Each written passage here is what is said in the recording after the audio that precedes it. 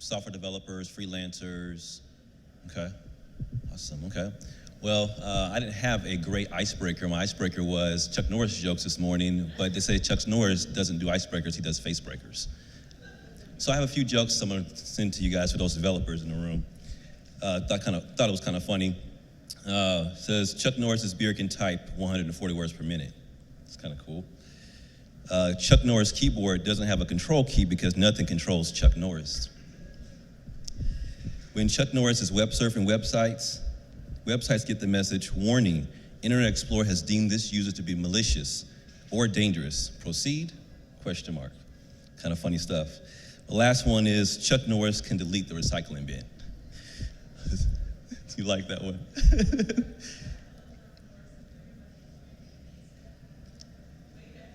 Mm-hmm. Mm-hmm. Okay.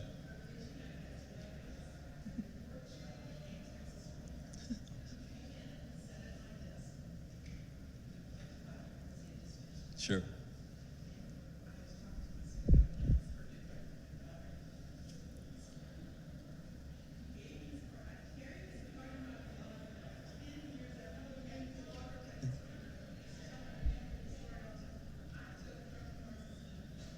That's hilarious, hilarious. That's hilarious. I had a contractor of mine who loved Chuck Norris's jokes, and he would every morning come in with a fresh one. I mean, I swear, just hysterical. Well, we'll get started. My name is Fred Fulcher. I am a co-owner of Mark Hole Design Group. We are a software development consulting firm based out of Irving, Texas. Been around for 9 years. Started in 2007, and kind of started in a weird way. I was moonlighting and freelancing on the side. And actually, this building right here, I had my last full-time role as a software development manager. And we walked in one morning and half the company was laid off, including my team and almost half the team in that room. And so that kind of launched me out into my business today. I had started on the side, but kind of moonlighting, playing with it, not taking that full leap in. And when I did that, the client that we had actually was asking me to come on and do more work with them. What was great about that was I got to take 4 or 5 guys with me and keep them employed. So that was a pretty awesome start for our company. What's great today, they're still our clients. We've used them 3 or 4 times, done a year or 2 long projects with them. And so that was an awesome start for our company history. One of the things that we, I say claim to fame, one of our clients is Phytel. They're a company, healthcare company, technology company over here in Irving, Dallas area. And they recently got acquired by IBM Watson Health for some untold millions of dollars. But we were part of the team that was responsible for building their web framework that their products stand on today. So that's our claim to fame, if you will, amongst other lots of failed startups. For guys who are late, I've asked a few people who are developers in the room. Are there any other developers in the room? Okay, any is everyone here freelancing, startup businesses? Who's a full-time employee, anybody? Okay, awesome, so all entrepreneurs. Awesome, okay. Well, today I'm going to give you a few tips and some advice that I've mistakes that I've made as well, and some advice over my 9 years of running companies, projects, and running my company now. I thought it was always good to start with mistakes, just because, sometimes you get up here and say, oh, how great I am. That's not the case at all. And as developers, we learn a lot. We create a bug, gotta fix it. Create a bug, gotta fix it. And that helps us understand what to do and what not to do. How many of you guys in here, for the men, are married? Okay. All right. How many guys are married past 1 year? 5 years? And I say in guys, I'm going a certain direction, but girls too. 5 years, okay. 10? More than 10? Got 1, 20? Okay, I've been married for 14 years, if you can believe it or not. And my wife is right here, she can attest to this. One of the biggest mistakes I made was not listening to my wife. I thought Mr. Big and Bad, I know my tech, you don't worry about this, I got this. And she had a lot of great experience in Fortune 500 companies, working for Dell and Charles Schwab back in the heyday. And I thought, don't worry about it, I got it, And that was the biggest mistake I made, was not listening to her. And she wasn't trying to tell me about my tech as much as she was trying to show me I needed to spend time working on my business. And so that was one of the first mistakes for me that I made. I would say one of the second mistakes that I made was not really having any systems. Like I said, I got launched into my business. I was not having systems. Yeah, not having systems, because I was launched into my business. I didn't plan the business. It wasn't something that I had expected to, plan for 6 months, put together a business model and plan. I didn't do that. I just was launched out there, just started it. And looking back at it now, I didn't have a system for payroll. I didn't have a system for keeping time. I didn't have a system for marketing or getting new clientele. None of that. I was just out there and working a project, basically 40, 60, 80 hours a week, and being consumed with that project. And so as I look back at it now, if I had systems in place, the stress level would definitely be down. I would have a few less gray hairs in my head, and I definitely would have been farther where I am today. And so that's one of the second mistakes I think I made for my business. The other would be not treating the business as a business. As freelancing, and when you do the work that you're servicing or offering as a service, you can get pulled into the minutia of the day-to-day of running a project, managing contractors or vendors, and sometimes you don't make time for the business. And so those mistakes cost me early on. And so when that big project, my new client came on, big project ended, I was left saying, where's the next role gonna come from? The next project gonna come from? I didn't spend the time that I needed to build the business up. So those are some 3 major mistakes that I've made over the course of my career and even running our business. Some of the advice that I want to walk through today is maybe a little bit offensive at first for the first point I want to make, but it's something that I've learned over the years, and I'm sure you all have the same way, and that is, don't be a jackass. You're going to build a client foundation, don't be a jackass. Don't be the person who cannot get along with people. And it's funny, I have a funny story. I worked in college as a full-time HR coordinator, so I was the person who everyone came to that would complain about their coworkers or their boss or whoever. And I was 21 years old in this role, and we hired a IT tech support guy, young guy like myself. He was very sharp guy. He walks in and he starts, getting used to people, but he started pissing people off left and right. I mean, he would come in to office and move people out the way. I got this, watch out. And we'd sit down on the keyboard and just start typing away. Wouldn't talk to them, wouldn't make any eye contact, wouldn't say anything to them. And just, after a while, people just come complaining. And I remember, for me personally, one of the things that a lot of the developers that I've mentored over the years and some of my clients admire was having a really even keel and not being moved and not getting stressed just because someone's yelling at you. It's funny because there's a quote in the Bible that says, "Soft answer turns away wrath." And when people are getting louder, I just get softer and softer, and you'll be amazed how they come down. And being able to handle people who are just stressing you out. I mean, my first client I was telling you guys about, the IT director, wasn't really fond of us at our company. Obviously, his owner brought us in, and we kind of were consultants to him now, these new guys coming in. And he just gave us hell. I mean, I would wake up to emails in my inbox, "This is not working, this is crap," all these complaints, when it was really on his side because he didn't understand what was going on. And I could have responded to him, fired off to him, and gone to the owner, "Hey, your guy's not helping us out here," but didn't do any of that. I just worked with him. And that allowed me to actually be called back multiple times because the owner knows I can work with this IT director. No matter how much of a jackass he is, I didn't respond the same way. So that would be the major tip I would say, is not be a jackass, which is a funny thing to me, but it's true. The other thing, for those who are freelancers, be a freaking rock star.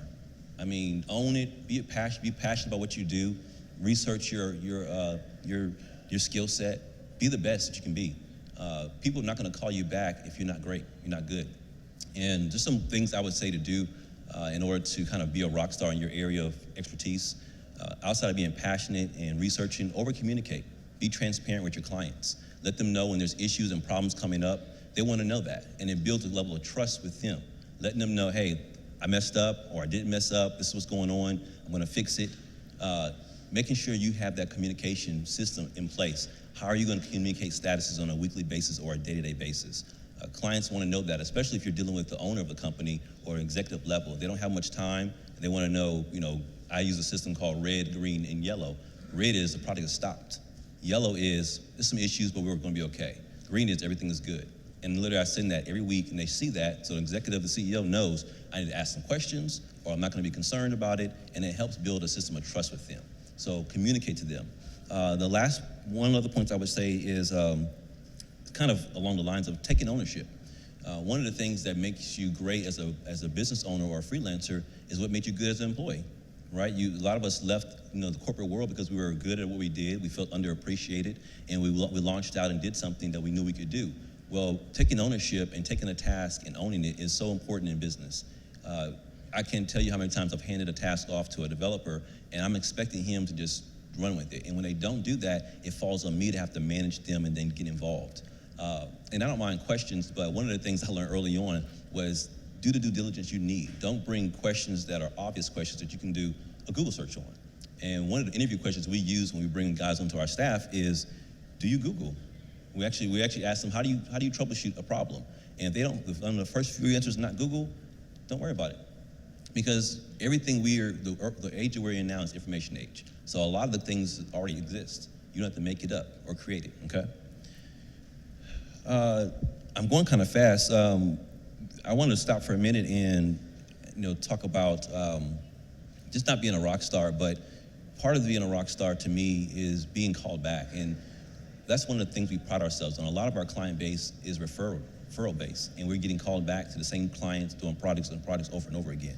And so that's so important to when you walk into a client, not just to gain new business, but be able to keep the business that's there.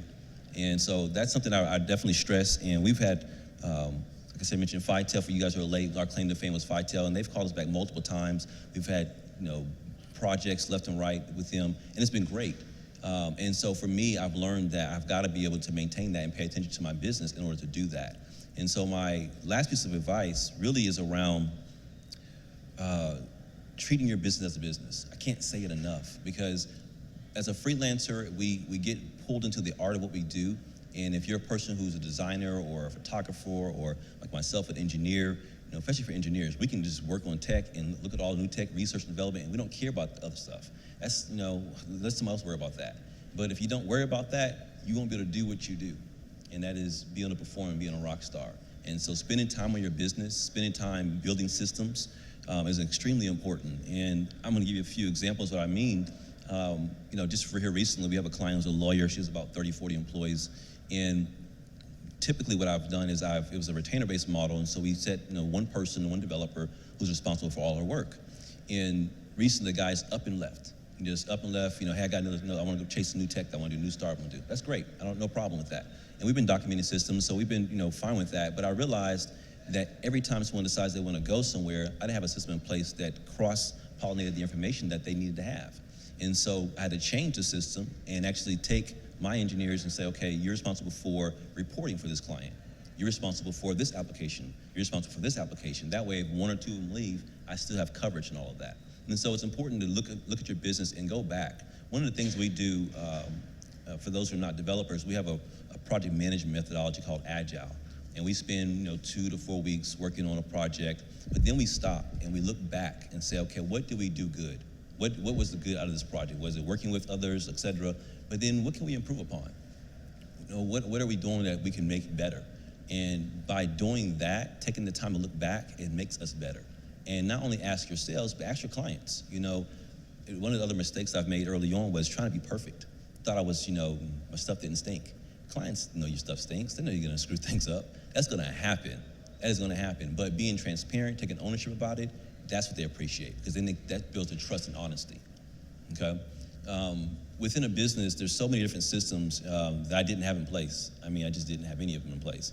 And I've since then have pulled together tools and things that work for us. Of course, now with technology, there's a system out there for you, whether it's invoicing or payroll. There's so much software out here, and we're building things new every day.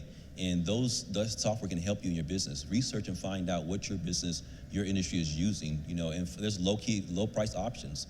We stay very lean in our organization on purpose so that we can be very competitive with some of the larger firms we have in the area. And people are shocked when we get these projects, but I'm like, I don't want a large firm. I don't need a large firm.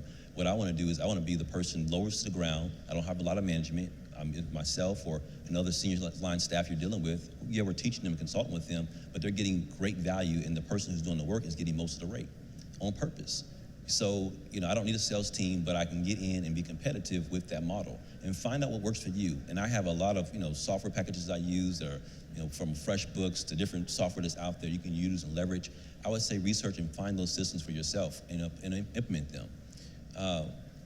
One of the things I want to do is I want to open up a little bit, because there's veterans in here of business, and get some tips from you guys as well, and answer any specific questions you might have around the experience that I've had over the last 9 years of running a business. I know some of you guys have plenty of advice and tips, like the young lady back here who talked about meeting Chuck Norris. There's other things you guys can share. I'm just open the floor up to you guys and ask if you guys have any questions. Yes, ma'am.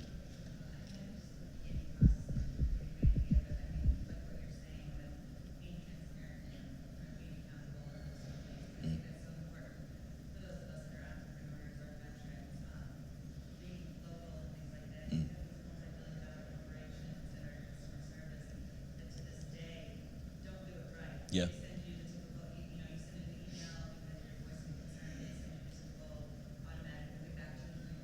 Sure.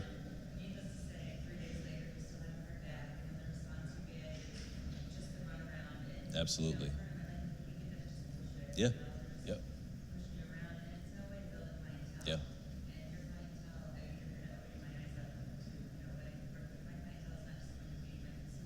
Mm-hmm.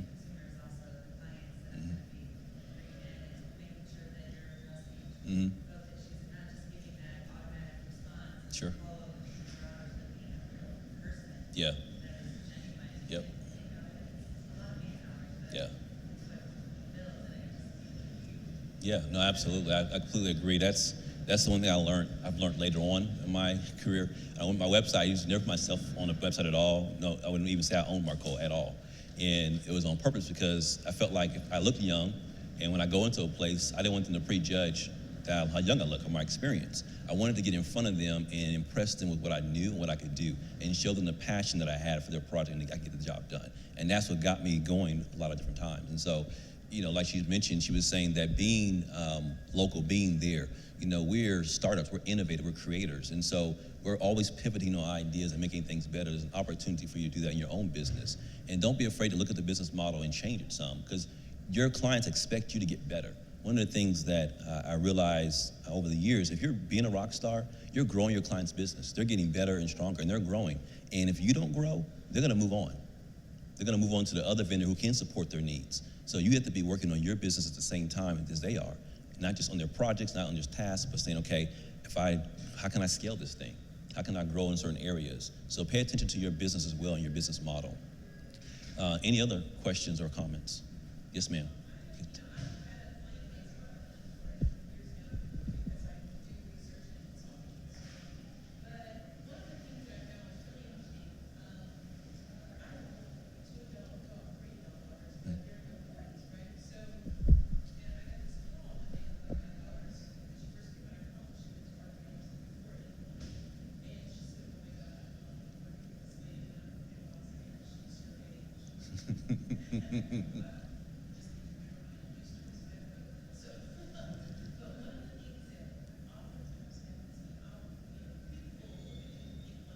Sure.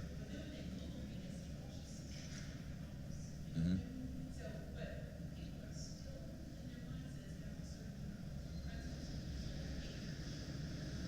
Mm-hmm.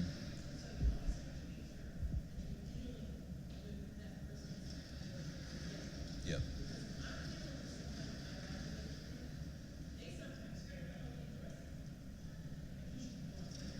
Sure. Sure.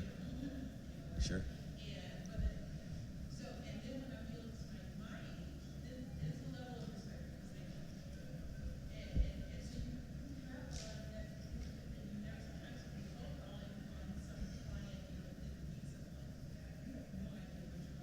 Yeah. Mm-hmm. Mm-hmm.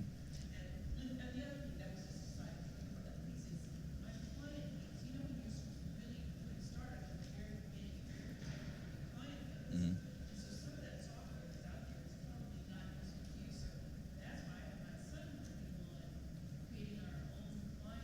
Yep. Sure. Yep.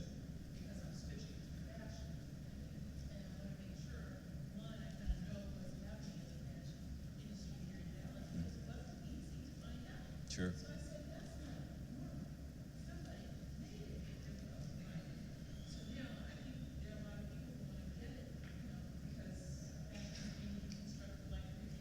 Hmm.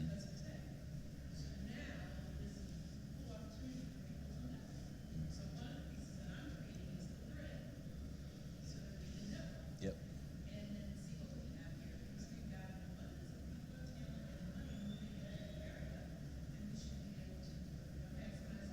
Absolutely. And that actually had a good point that I've got. One of the things that I tip-wise, advice-wise, to grow, I was talking about keeping your client foundation and kind of growing that. But like she mentioned, networking is huge in order to gain new clientele. One of the things that my wife has been huge to me about, picking me about, is having a sales funnel and a strategy. How I'm going to get leads. Where is that coming from? And so, part of the networking process, I always kind of had the referral base, got referred to projects that always comes in, that's great. It was great to walk in and everyone says, oh, this is Fred, he's a rock star, hire him. And that's the easy sale, right? But then how do you convince that person who has no idea who you are and what you do? And so being able to have a strategy and focus on your business, it gives you that ability to work on your messaging and what you actually do. And so, in our space, in the technical space, we've got digital agencies that work on marketing, websites. There's a whole lot of, if you're not technical in nature or you're non-IT personnel, it's kind of hard to know who does what and what you really need from a technical standpoint. A lot of my clients, especially the ones that are older, from the older generation, if you will, they call me a programmer. They just in their mind, just a programmer, and that's someone who takes a task and just does the work. Well, in actuality, I'm an architect, an engineer, someone who actually listens to your business problem and presents solutions to you and then executes on those solutions. So there's a difference, and I have to work on that messaging with my clients, let them know this is what I actually do. Otherwise, they just go find the next person who's a programmer, and they don't understand the actual value that's there. And when I'm meeting someone else new, I've got to show them the same way. It's a value that I'm bringing to the table, not just to do your task or your bidding. My job is to help you grow your business. And how we're going to do that is, let me evaluate your business, let me see what I can do, and let's figure out the ways we can expand here. So those are really important from a messaging standpoint. Go ahead.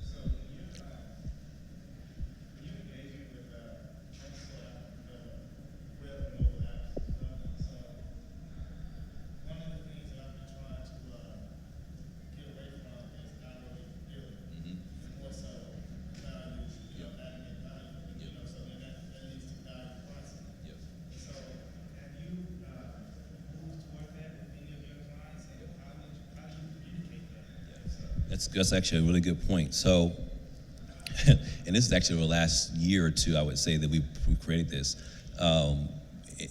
It's so easy to get involved in time and dollars, time material building. It's the easiest, straightforward, but it becomes, you have to build trust with someone. You got to go through a lot of different things for someone to even trust the time you're recording. Oh, it doesn't take that long. Does it really take that long? It's really 100 hours? You mean, can you do it for 50 hours or 20 hours? And one of the things that we've done is we've changed the model a bit. We've started focusing on smaller businesses and actually offering things in a retainer package. And that retainer package is a flat amount, and here are all the things you're gonna get. 24-hour support, 1 week visit from someone from our staff that talks to you for 8 hours, daily status updates, et cetera, et cetera, et cetera. Whatever that value you're gonna create, putting that in your packaging, in your marketing, your messaging. And when you're going to clientele, you're presenting them that, not with, here's my bill rate. Because they're gonna ask that, no, we don't really work in that model. Our model is a flat amount, and this is what your value you're gonna get for that. And so even going to your clients that you have now, again, as long as your messaging is around that, presenting them packages and showing them the benefits of that. I've been growing my business. Initially, I started with time and materials, but now I have these other systems in place that are gonna give you more value. And by doing that, I need to change the model a bit. It's gonna be a flat billing. You don't have to worry about, still give you a time card, you want the reporting, but this is the value you're gonna get. So I don't even give them a block of hours. I just say, for us, it's, they get this hour, they can kind of look at it and see what it is, but giving them that value and showing them what they're getting and what I'm putting in place. Because otherwise, you can go hire any one freelancer. What you want them to have is you're offering them a system to them, right? For us, it's a service. I kind of call it software development as a service. My clients don't have developers on staff. They don't have someone who can manage developments. We are providing them as a service. So the whole space, we come and take over. We're managing their software, we're managing their database. They just send a ticket in, and we manage the entire process. They don't know anything about building out the mobile app or the UI or the view. They get a demo every 2 weeks. Here's what you asked us for, here it is, you approve it, it goes to production. So it's a service to them because my background was a manager of software development for many years. So I had a team of people, and I looked at this as an opportunity to provide a service to people, especially small businesses. So and continue that point, you've got to narrow down your audience and who your client is. Being a mobile developer, you can build apps for anybody, right? But there's a narrow focus you want to start getting into. Maybe it's narrowing down on dentists or doctors or who that marketplace is. And once you get that portion down, the value add is what they're needing. You know, if it's a dentist office, they may need technology where they need a mobile app to check in patients or have patients check in or whatever the concept might be. And then focusing on that, and you put your value around just that. So it's hard sometimes as a technical person because we have a long, strong base. But the more, I always say, technology is nothing without application. Nothing without application. You've got to find where you can apply and where it's going to work. That's where money starts getting made. That's where the value increases. Does that help you? Okay. Yes. You're still basically an independent, right? I mean, you have your own company, but it's still basically pretty much you. Yep. Right? How do you handle your time in your day? I mean, how do you, let's say, for example, the 3 clients call you on the same day and they all need some help. Sure. And you want to help all of them.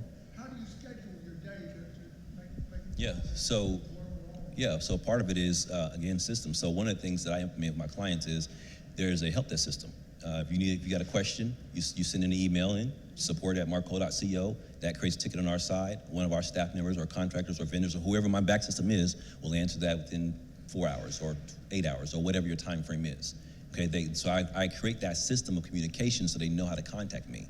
And some of it is kind of, you give only certain people your information, right? So the CEO has my cell phone number, right? The top executives have my cell phone number. So if there's a real issue, they call me.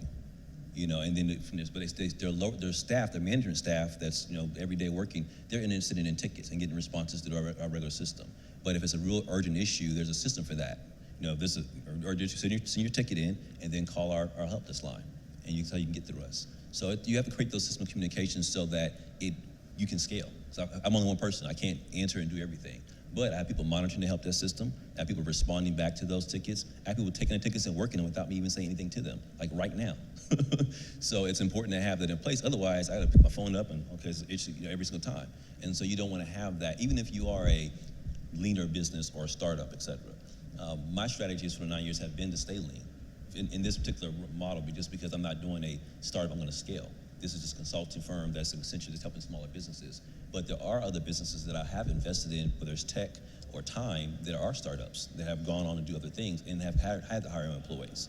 For my model, it was not that case.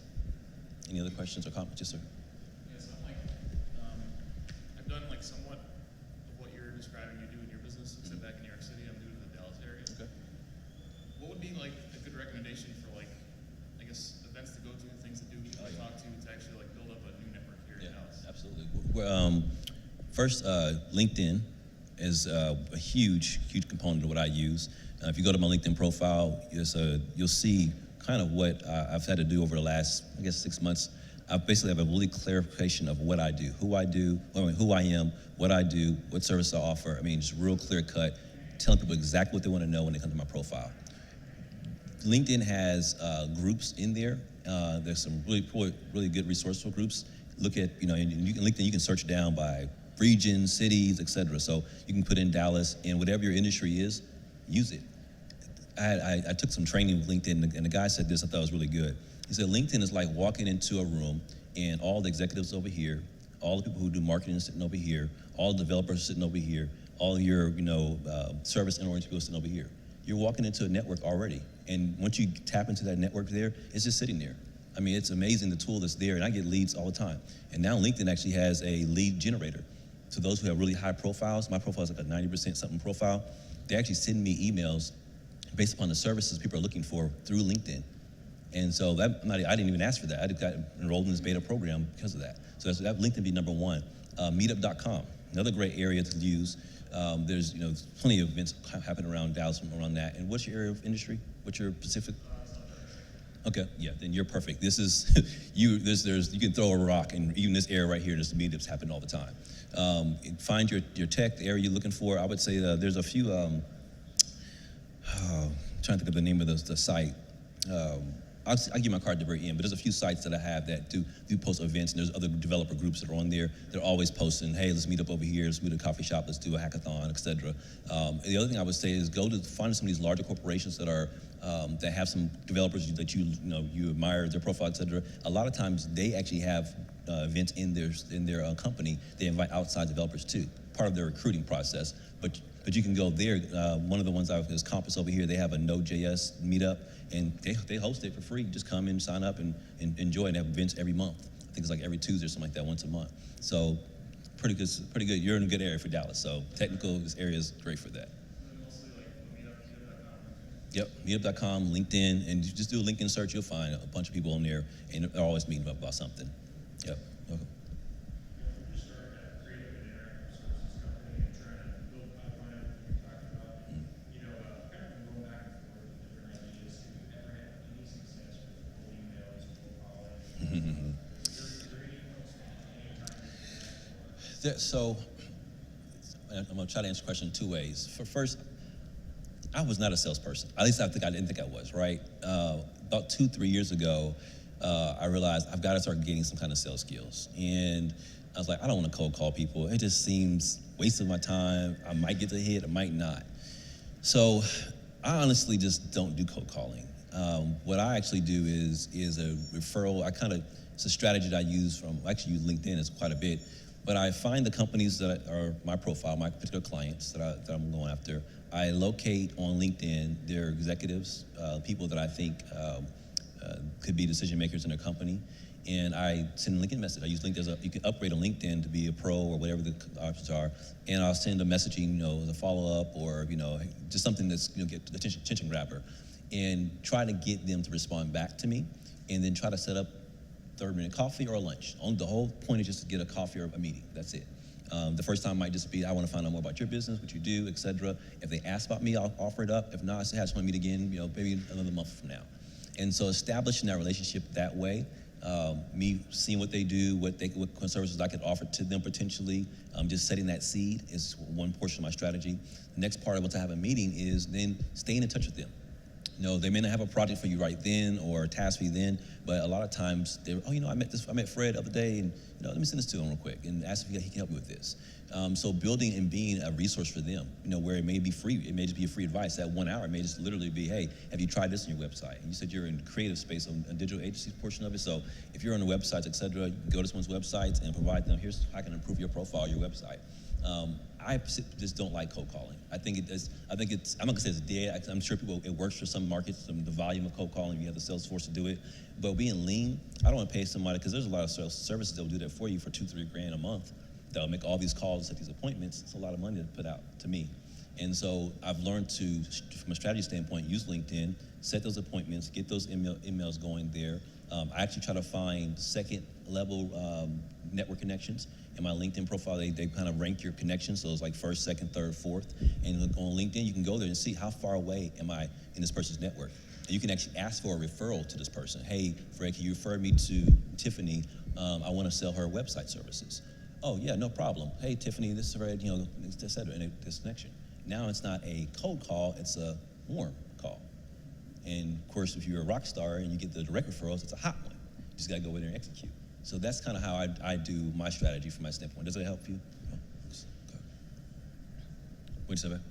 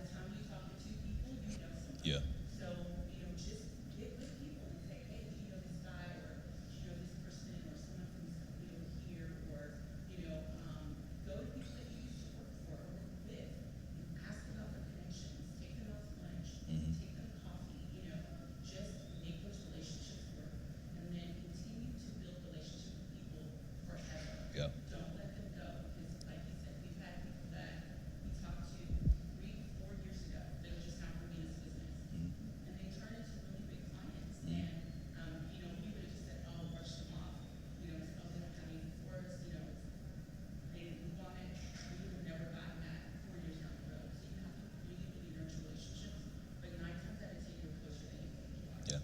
So just, you know, start talking to everybody that would be willing to talk to you. Yeah. Yeah, another thing that's interesting we've been talking about recently is like not becoming that person. Mhm. Only looks at former friends and Mhm. everything, you know, as a potential sales. Mhm. Still being Yeah. to be a normal person. Yep. Not let them consume Yep. all your thoughts. Yep. You know? But don't be, so there's a way, I think, a strategy to do that.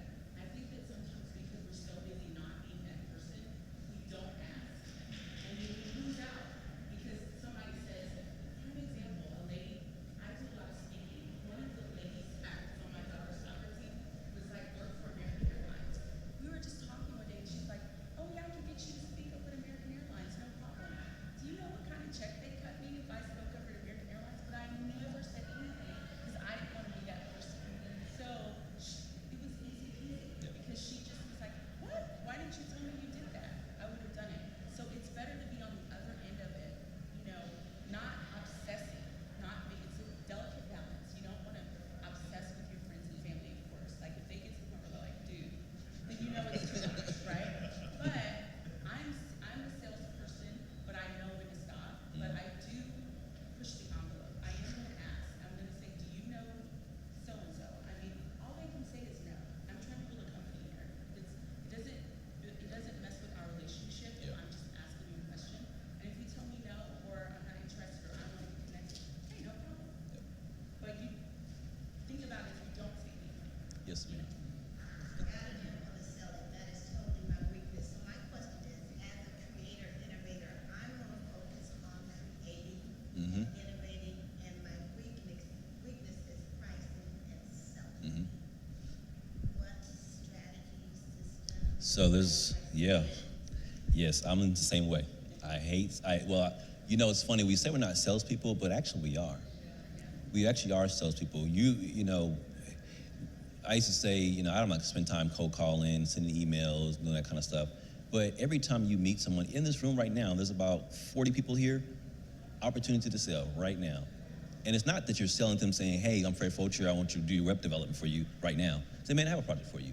But they're meeting who you are, they're understanding who your brand is, what you do, et cetera. It's not that you're forced onto them, but it's like if no one knows you are here, like this building didn't exist, and you know, we're not from Dallas, like you're from New York, you don't know that 1700 Pacific is here unless they have a website that says 1700pacific.com. This is what you can do. You can rent office space here and lease space, et cetera, et cetera, et cetera. So some of it is around the systems you have in place around you. So do you have branding in place? Is there Facebook ads? Are you using LinkedIn? Are you using is your website updated with what you do? Is there messaging that you're doing? There's some things you can do that don't require the physical act of selling, but you're selling. And so it has to have again, back to systems. I didn't have a system of selling, so I didn't have any business. But now people just sending emails and calling, hey Fred, I got this project over for you. But I'm not actually selling, but I'm networking, I'm doing LinkedIn referrals, I'm looking, I have my system in place that brings in people to me versus me going to them, having to convince them who I am. But when I invite them to my LinkedIn profile, they look, oh wow, he does all these different things here. The profile is not a bio of who I am, it's actually really an advertisement for my business. That's really what it is. And they can see all the former clients and the logos and Fortune 500 companies and Inc. 5000 companies. Oh, wow, I need to bring them in. You know what your small businesses? Oh, great. So a lot of it's going before you even go out and talk to anybody. You know, what are you about? Who are you? Who do you help? Who's your market? You know, answer those questions first because that really will help you clarify those portions of it and make the selling process. I'm telling you, I love tech, so I'll sit back and watch from Channel 9 videos or whatever videos I want, but I don't want to go out and talk to nobody about selling the product, you know, but we actually do that quite a bit, and we have done that. So it's just, especially if you've been a full-time employee going to different jobs, you were selling yourself then. So you are a salesperson, you just don't know it. Yes, ma'am.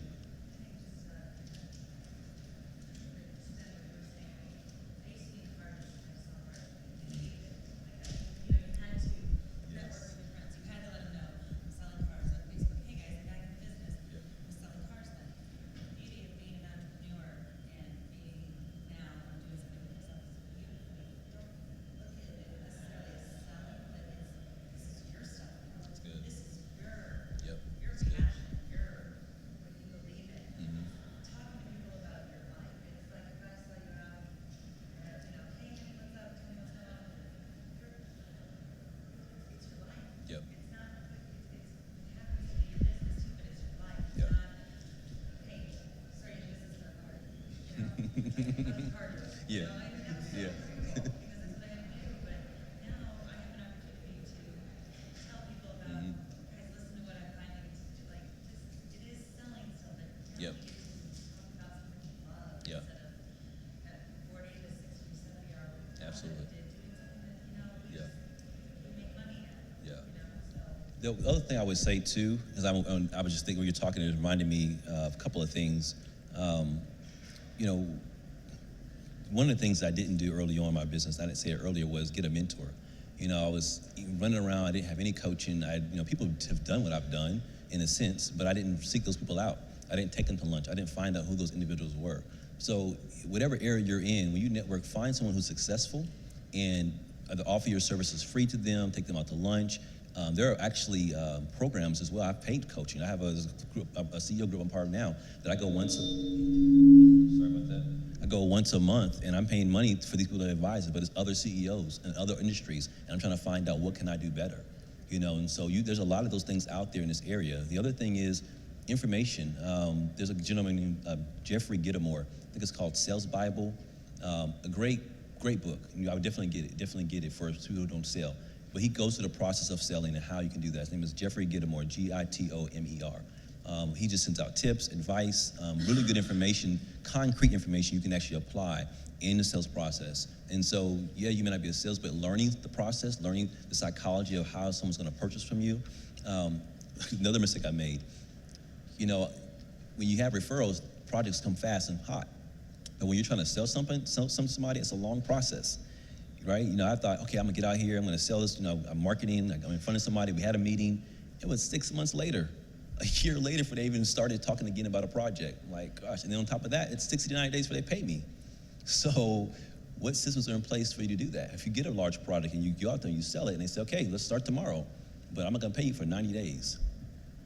So there's other things, a part of that process, and that sales process, you gotta know what are those systems in place you need to sustain that, especially as a leaner entrepreneur, if you will. Yes, ma'am. I have another book that I would like to recommend. Yeah. I'm currently reading it. It's called Street Smarts. Yep. It's an all-purpose toolkit for entrepreneurs by Norm Brodsky, Brodsky, and it kind of touches Yep. on the whole entrepreneur process. That's great. It talks about being rock star with your client, Mhm. that client relationship, but also the importance of keeping track of your balance sheet. Absolutely. And, all those types Yep. of things. It doesn't apply one-to-one to my business. Sure. But it's an amazing resource Yeah. for, the things that I can pick out of it that I need. Street Smarts. It's called Street Smarts. Yep, Street Smarts. The other one was Jeffrey Gittimore is his name. It's called Sales Bible. He has 2 books, Sales Bible, and I can't even think of the other name right now, but he's a really good resource. Yep. Gitomer. You'll see he's got a crazy, crazy face. He's hilarious. That's it. That one's great. Yep. Yeah, Little Red Book of Selling and the Sales Bible. The Sales Bible, and both of them I have it on audio. Just when I'm driving, I just play it, and it helps me get in that mindset of just selling, the psychology of it. So, again, information age. It's out here. So if you're struggling in the area, don't struggle. Go research it. Go network. Ask people who are in your industry, other entrepreneurs. You'll be amazed at the information that's shared. The other thing, you guys have seen it out here. If you're not already a part of them, co-working. It's huge right now in the area, and people are there with information and advice, and you'll be amazed at the kind of connections you can make at a co-working space. So get out your office, just go one day. We go on Tuesdays, we get mentored, and we go spend the day there on Tuesdays and just hang out and see who we meet. So that's another great resource for it. The Grove is one. Yes, ma'am. Real quick, I know it's 10:45. You say offer your services for free to whoever your mentor would be. Mhm. What would it be like? What would you say to them to make them really want to pay for it? So let me rephrase it. Ask them what they need and how can you help them. Tell them what you want from them. I want to be mentored. I know you're in my area of success. And it may be, they might be, for example, myself, I may have someone who's a large consulting firm, right? He's the CEO of the company. I may do a project for him. I may take on and do, hey, I'll do something for you for free. I'll offer my individual service for free, just so I can be in your area. I'll take you to lunch, take you to dinner, take you to coffee. Can I keep in touch with you? A lot of times, it's just not them giving you information. You have to provide value back. You got to be able to say to them, you're not gonna waste your time with me. Not only am I gonna listen to you and implement it, but I'm also gonna bring value to you. So, all of us are busy. We're all busy. We all would like to help somebody else, but we're busy running our businesses. And so if I can mentor somebody who's helping me at the same time on a project, great. So one of the things I actually do is a lot of full-time guys come to me who want to be contractors. I help transition them from projects. So I start them off doing part-time work with me. They'll do small tasks at nighttime, 2 hours, 4 hours, and I help graduate them through on full-time contracting, usually on my own contracts. And during that process, I'm mentoring them on help them be a better freelancer. I'm not afraid of them challenging what I do, et cetera, because my vision is different than what they're doing. So it helps them transition from being a full-time person to getting out and having the confidence of being a freelancer and getting better value for who they are. Yes, ma'am.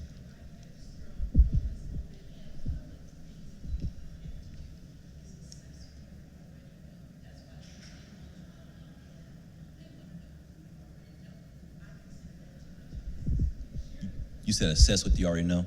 Okay.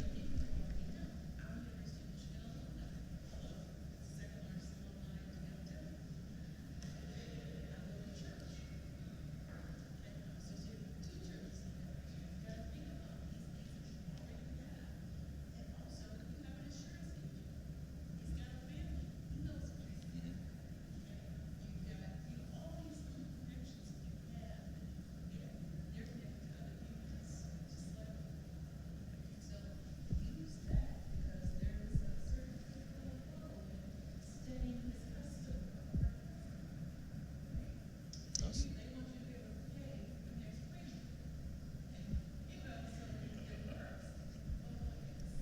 Awesome.